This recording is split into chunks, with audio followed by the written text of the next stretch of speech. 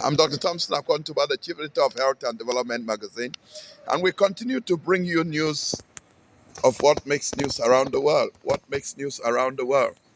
And in Cameroon, we are having a priest of the Roman Catholic Church resign, and because of what is said to be the falsehood of that denomination and fellowship as the promoter, rigging of elections and corruption and stealing because of Paul Biya, who is a fake occultist who calls himself a Roman Catholic. And if it's a Roman Catholic, then it's a shame to the so-called Roman Catholic Fellowship that they are the ones who promote occultism and corruption and stealing and rigging all over the place and using idiots like those that they use. And so that's the situation, and they are beginning to get an awakening by some of theirs already stepping out. In South Africa, Ramaphosa, the president, has responded to Donald Trump's so-called racist remarks. First, Donald Trump decided that he cannot sit on the bench while a black person, African, is chairing as president of the G20, and decided to stay away from the meetings in South Africa. You must be first known that told that it is those that he supports, the white race, according to as he calls them, that they say they own the world, are those who kill people and stole people's lands in South Africa and all over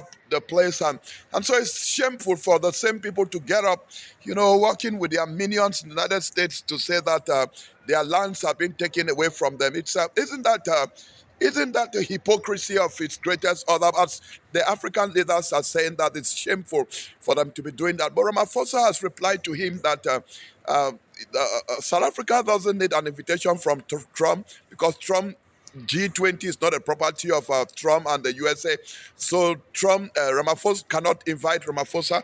Ramaphosa just will come because only that organization can decide whether Ramaphosa comes or not, and whether South Africa is out of it or not Donald Trump.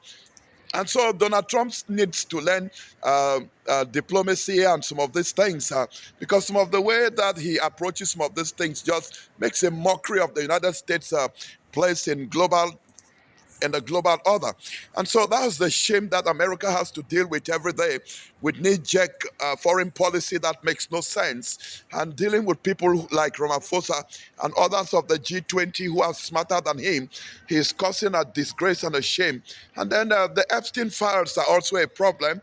The Epstein files and Trump and his relationship with Epstein and all the others it's just a big shame that the so-called people who are supposed to be leaders of the country had been leading in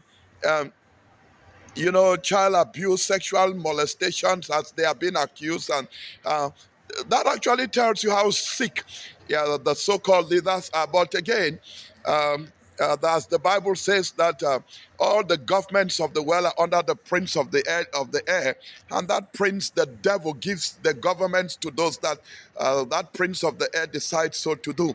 And so that is the situation that the United States is dealing with, and hopefully they find a solution to all the disgrace that is going on all over the place. And as you know, I'm Dr. Thompson, Akwo, Ntuba, the Chief Editor of Health and Development Magazine, and we'll continue to speak the truth because we are the media that informs, communicates and educate the truth to the world. And we are ready for whatever challenge that comes our way, because we are doing justice on these issues, and we have no time to be fooled, lied to by all the so-called liars who call themselves leaders of the world.